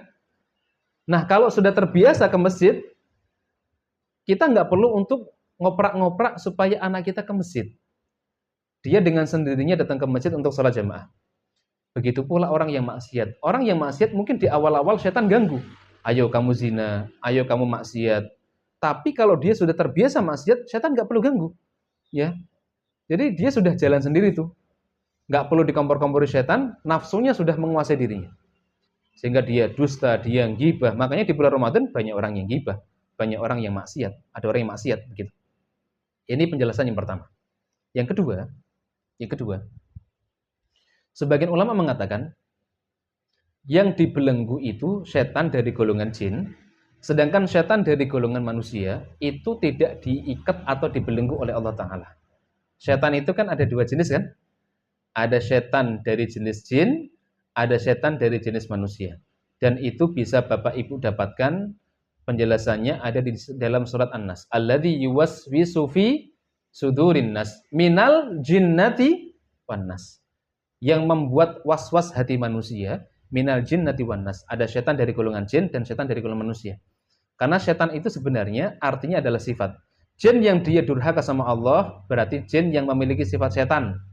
Manusia yang dia durhaka sama Allah, ahli maksiat, itu sebenarnya itu setan dalam bentuk manusia. Jadi kalau ada orang yang maksiat, wah itu setan itu. Tapi setan bentuknya manusia. Begitu. Itu poin yang kedua. Yang ketiga, ada yang mengatakan begini. Betul, setan itu di bulan Ramadan diikat sama Allah. Tapi tapi dia masih bisa untuk bergerak meskipun sudah diikat. Jadi ikatannya itu hanya membatasi ruang geraknya. Paham ya? Jadi dia diikat, dibelenggu, bukan berarti dia nggak bisa ganggu. Dia bisa ganggu, tapi hanya dibatasi ruang geraknya. Ini poin yang ketiga. Yang keempat, ini mungkin bisa jadi jawaban dari pertanyaan jenengan. Yang keempat, sebagian ulama menjelaskan bahwa hadis yang mengatakan bahwa setan itu dibelenggu ketika di bulan suci Ramadan, yang dimaksud dibelenggu atau diikat di sini, ini adalah majazi bukan hakiki. Jadi setan itu dibelenggu, diikat, ini adalah makna kiasan, bukan makna yang sebenarnya. Majas, pernah dengar istilah majas nggih? Nah, yang dimaksud dengan dibelenggu di sini apa Ustaz? Maksudnya adalah karena di bulan Ramadan itu tuftahu fihi abwabul jinan, tughlaqu fihi abwabul jahim, pintu surga itu dibuka sama Allah. Artinya apa? Kata Al-Qadhi Iyad, orang itu akan dimudahkan oleh Allah untuk bisa melakukan kebaikan-kebaikan, ketaatan-ketaatan di bulan Ramadan. Jadi hati kita dibuat untuk mudah untuk taat. Dan kita dijauhkan dari maksiat. Nah, karena hati kita dikondisikan oleh Allah untuk bisa mudah melakukan ketaatan dan menjauhkan diri dari maksiat, seolah-olah setan itu diikat oleh Allah. Karena apa? Karena kita dikondisikan untuk bisa mudah berbuat ketaatan dan menjauhkan diri dari maksiat. Dan selama ini kita rasakan begitu. Kita yang selama ini Bapak Ibu malas baca Quran, coba silakan dilihat di bulan Ramadan. Baca satu juz bisa? Sakit Bu, Pak? Bisa. Di luar Ramadan? Susah kan? Ya. Di dalam Ramadan kita infak sedekah, subhanallah, gampang itu. Tapi kadang di luar Ramadan susah. Di bulan Ramadan jenengan bisa istiqomah sholat malam 11 rakaat, bahkan ada yang 23 rakaat. Coba di luar Ramadan. Susah. Ini yang dimaksud dengan setan itu dibelenggu oleh Allah. Artinya kita itu dimudahkan untuk beribadah dan dijauhkan dari maksiat, sehingga setan itu seolah-olah peluang untuk narik kita, menggoda kita lebih kecil, begitu. Itu nggih. Wallahu ta'ala alam bishawab.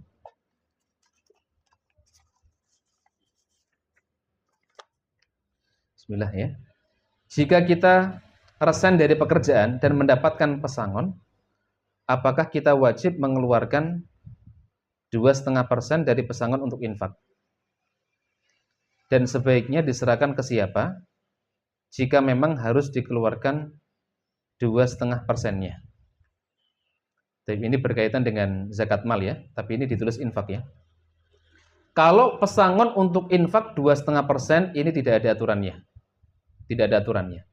Kalau infak, jenengan punya uang berapapun, dapat pesangon ataukah tidak, jenengan disunahkan, diperintahkan untuk infak. Disunahkan, dianjurkan.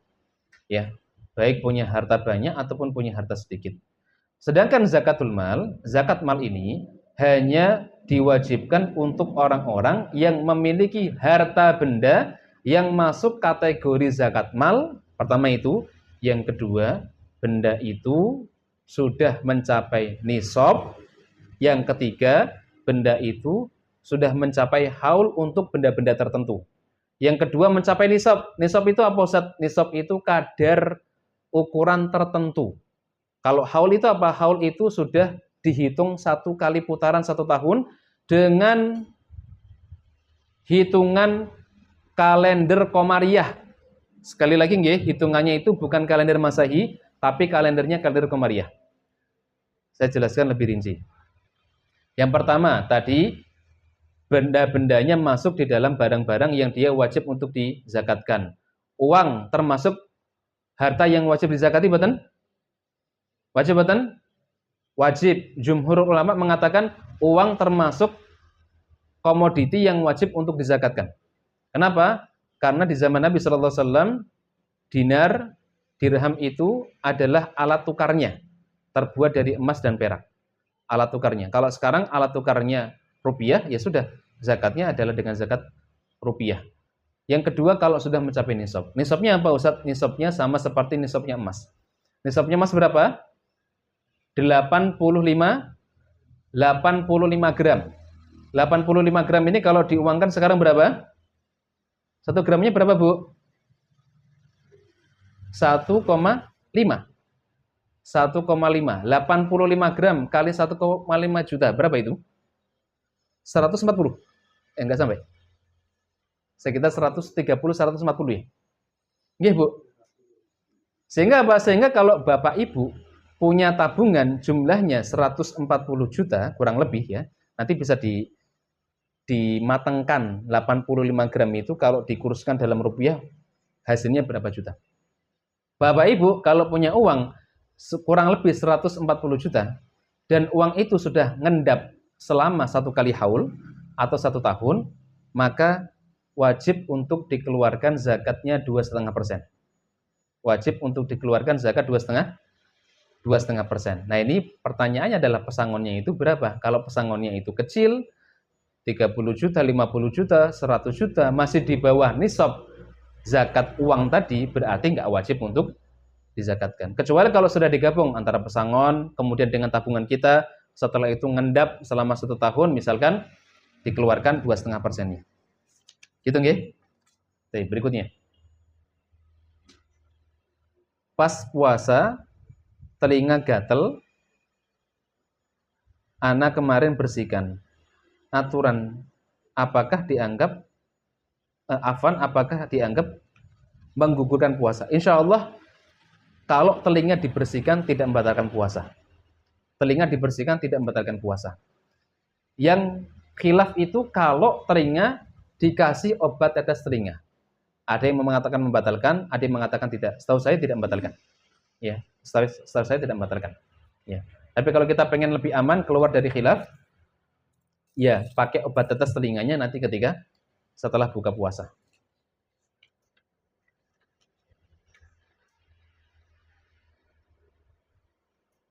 Apakah istri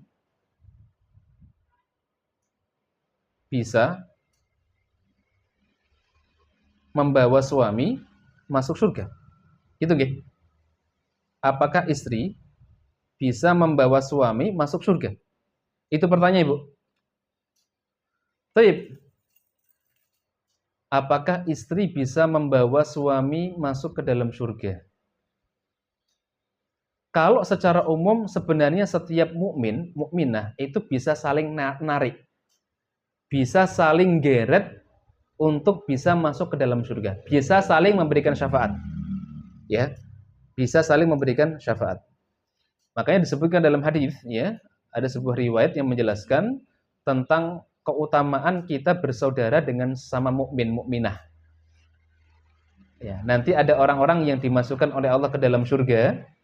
Kemudian setelah itu dia narik orang-orang yang dulu pernah bareng ngaji, orang-orang yang dulu pernah bareng melakukan ketaatan bareng. Ternyata mungkin dia amalannya nggak cukup, kemudian dia masuk ke dalam neraka. Ternyata dengan perantara saudara-saudaranya sama mukminah ini bisa saling memberikan syafaat. Ya. Jadi insya Allah secara umum seorang mukmin mukminah bisa saling menolong mukmin yang lain. Ya. Apalagi seorang istri, ya. Apalagi seorang istri. Cuman tetap nanti ala masyiatillah. Ya. Kalau ternyata Allah Taala berkehendak, seandainya si suami masuk ke dalam neraka, kemudian melalui syafaat istrinya diangkat derajatnya, dinaikkan ke surga, maka akan diangkat. Tapi kalau seandainya barangkali dosanya karena sangat banyak sehingga nggak bisa diberikan syafaat, ya sudah, mungkin dia dicemplungkan dulu di neraka, kemudian setelah masa hukumannya selesai, dia akan diangkat di surga. Karena setiap muslim, Bapak Ibu, setiap muslim itu pasti masuk surga. Sekali lagi, setiap muslim itu pasti masuk ke dalam surga. Cuman ada yang dia langsung bisa masuk surga, ada yang dia dicemplungkan dulu di neraka. Selama 1 tahun, 2 tahun, ratusan tahun, ribuan tahun, atau mungkin ratusan ribu tahun. Tergantung dari hasil dari amal solehnya yang ditimbang dengan amal buruknya. Kalau amal buruknya lebih banyak, ya berarti masuk neraka dulu. Seperti itu. Tapi pasti masuk ke dalam neraka. Makanya dalam satu hadis pernah disebutkan, Allah Subhanahu wa taala pernah nanti akan memberikan syafaat kepada orang-orang yang dia dimasukkan ke dalam neraka. Termasuk orang-orang yang akhriju man kana fi qalbihi mithqala khardalin minal iman. Wahai malaikat, silahkan kalian keluarkan orang-orang yang di dalam hatinya terdapat keimanan meskipun hanya 1 biji dzarrah. Kalau dia masih mukmin, masih muslim, keluarkan nanti. Ya. Yang terakhir, apakah boleh sholat qabliyah? Bukan qalbiyah nggih, qabliyah asar. Walau itu bukan sunnah muakkadah. Boleh. Sholat sunnah qabliyah asar itu termasuk sholat sunnah yang ghairu muakkadah. Sebenarnya ada pembahasannya nanti ya, tapi karena waktunya berhubung habis, bisa dikerjakan 4 rakaat, bisa dikerjakan 2 rakaat. 4 rakaat mathna, 2 rakaat salam, 2 rakaat salam, bisa dikerjakan 2 rakaat salam. Tapi ini termasuk yang sholat sunnah rawatib yang ghairu muakkadah. Barakallahu fikum. Pertanyaannya habis nggih? Bapak Ibu yang Allah Ta'ala muliakan, mungkin ini yang bisa Anda sampaikan. Kurang lebihnya mohon maaf ya. Dan sekali lagi, semoga kita diberikan kemudahan oleh Allah Subhanahu wa Ta'ala untuk bisa memaksimalkan waktu-waktu kita, hari-hari kita isi dengan hal-hal yang bermanfaat, kita isi dengan hal-hal yang sunnah ya, yang mendatangkan pahala, dan kita berusaha untuk menjauhkan diri dari kemaksiatan-kemaksiatan di bulan suci Ramadan ini. Semoga Allah Ta'ala mengampuni dosa-dosa kita, dan semoga kita termasuk orang-orang yang dijanjikan oleh Nabi SAW, walillahi al-utaqa minan nar. Allah Subhanahu wa Ta'ala setiap malam itu akan membebaskan hamba-hambanya dari api neraka. Allah pilih Pak Fulan, Bu Fulanah, ya. Setiap malam Allah pilih untuk Allah bebaskan dari api neraka. Walillahi al-utaqa minan nar wa dzalika fi kulli lailatin. Barakallahu fikum. Kita tutup dengan hamdalah dan kafaratul majlis. Alhamdulillahirabbil alamin. Subhanakallahumma bihamdika asyhadu an la ilaha illa anta astaghfiruka wa atubu ilaik. Assalamualaikum warahmatullahi wabarakatuh.